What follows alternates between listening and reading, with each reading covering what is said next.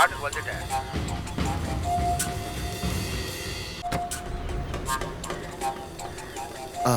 வாயா ஐயா. நீ டென்ஷன் ஆகாதய்யா. எல்லாத்தையும் கிளியர் பண்றதுக்கு தான் நான் நேராவே வந்திருக்கேன். உனக்கு கிடைக்க வேண்டிய பங்கு கச்சிதமா வந்து சேரும். என்ன இப்ப திருப்தியா?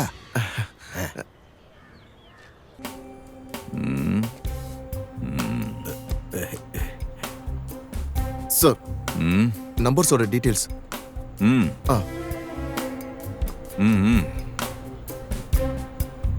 உங்க மினிஸ்டரோட ஆளுங்க தான் சங்கரை கொண்டு தூக்கி எறிஞ்சிருக்காங்க. நான் இந்த கேஸை சால்வ் பண்ணணும். அதான் என்னோட இமேஜ் மிஸ்டர் கிளீன் தெரியும்ல? இல்ல சார், நீங்க அப்படி இல்ல. நான் அப்படிதான். இன்னையில இருந்து கேஸை நீ எதிர்பார்க்கிற மாதிரி நான் க்ளோஸ் பண்ணி தரேன். எனக்கு எவ்வளவு கிடைக்கும் சார்? உங்களுக்கு எவ்வளவு வேணுமோ கேளுங்க சார். அப்ப நீ சாயங்காலமா வா, தனியாவே மீட் பண்ணுவோம். சார் நல்லது சார். வணக்கம். என்னோட இந்த பயணம் இல்ல, எங்களோட இந்த பயணம் வாழ்க்கையிலே ரொம்ப முக்கியமான பயணமா மாற வாய்ப்பு இருக்கு. எங்க வாழ்க்கையில இதுவரைக்கும் நடந்ததெல்லாம் ஒருத்தருக்கு ஒருத்தர் தெரியாம போன சம்பவத்தோட யதார்த்தங்களை தெரிஞ்சுக்க நினைச்சோம். அன்னைக்கு நாங்க தடுத்து நிறுத்தின கங்காவோட போன் காதல் இன்னைக்கு கல்யாணம் வரைக்கும் வந்திருந்தது. அவ வீட்டுக்கு தெரியாம அவளை வெளியில கூட்டிட்டு வரணும். அப்புறம் இங்க வச்சு எதுவும் பேச வேண்டாம். இங்க யாருக்கும் எதுவும் தெரியாது. இப்ப தெரிஞ்சா பெரிய பிரச்சனை ஆகும். இதோ வந்துடுறேன். அக்கா, அரவிந்த் கால் பண்ண லைன் கிடைக்கவே இல்லை. ரெஜிஸ்ட்ரேஷன் முடிஞ்சதும் அவர் என்னையும் கூட கூட்டிட்டு போறேன்னு சொல்லியிருந்தாரு. வராம எங்க போயிடுவாரு? கண்டிப்பா வருவாரு.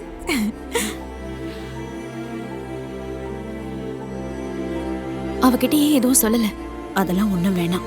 அப்ப அவளுக்கு எதுவுமே தெரியலங்கிறது புரியலையா?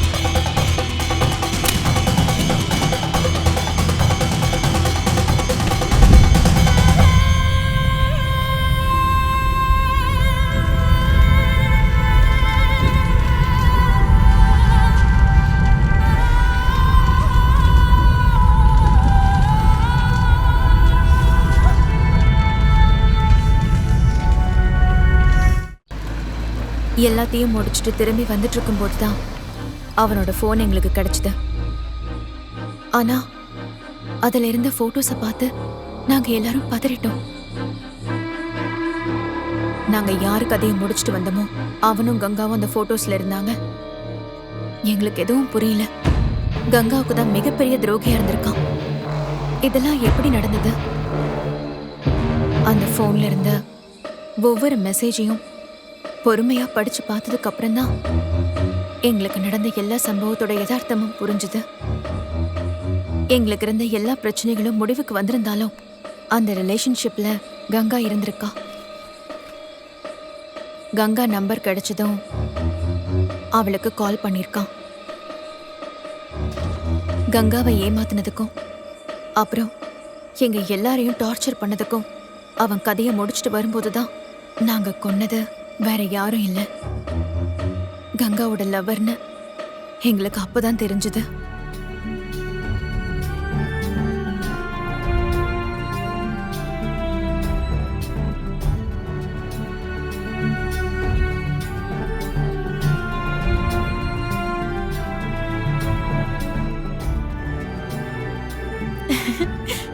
இன்னைக்கு பர்த்டே, எனக்கு என்ன ட்ரீட்டு?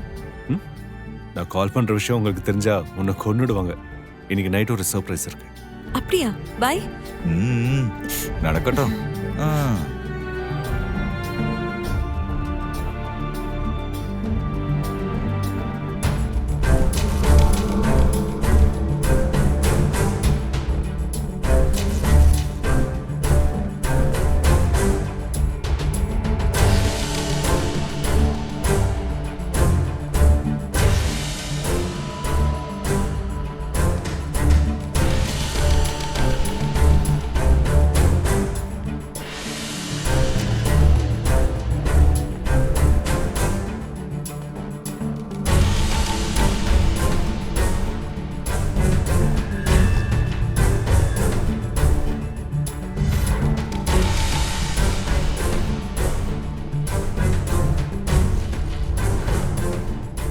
எப்படி போச்சு நேத்து பர்த்டே பார்ட்டி எல்லாம்?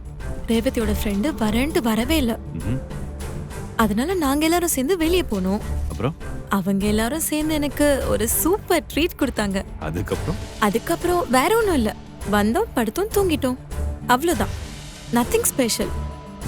நீங்க ஏதோ நேத்துக்கு சர்ப்ரைஸ்ன்னு சொல்லியிருந்தீங்க, சீக்கிரம் சொல்லுங்க. அது அப்புறம் சொல்றேன்.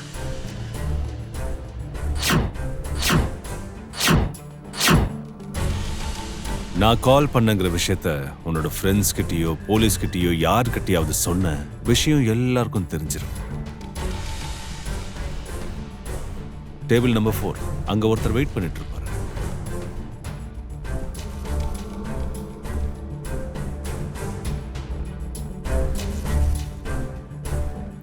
ஹலோ. அப்புறம் எப்படி இருக்க? நல்லா இருக்கியா? ஏன் டென்ஷனா இருக்க? ஹே, டென்ஷனா? நானா? அப்படி எதுவும் இல்லையா?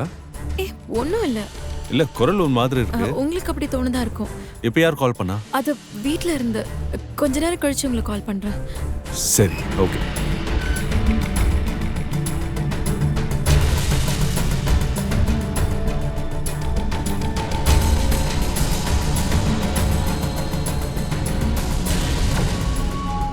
அரவிந்த கல்யாணம் பண்ணிக்கிறதுக்காக எங்க கூட வர கங்காவுக்கு நாங்க அவ காதலன்னு கொன்னு எரிச்ச விஷயம் தெரியாது.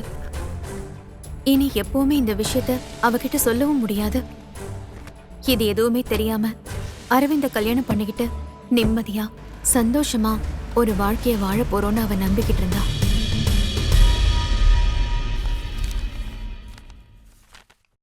பேரு ரேவதி, 1455 கால்.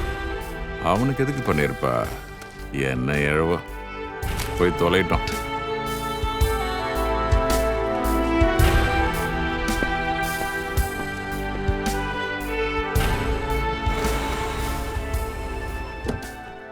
சார், என்னடா?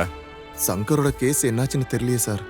அன்னைக்கு நான் சொல்ல மறந்த ஒரு விஷயத்தை இன்னைக்கு நான் சொல்ல வந்திருக்கேன் சார். சங்கர் சாகிறதுக்கு ஒரு வாரத்துக்கு முன்னாடி நானும் அவனும் சேர்ந்து ஒரு டெட் பாடிய சிட்டிக்கு வெளியில இருக்கிற வாட்டர் டேங்குக்கு மேல கொண்டு போய் போட்டோம் சார்.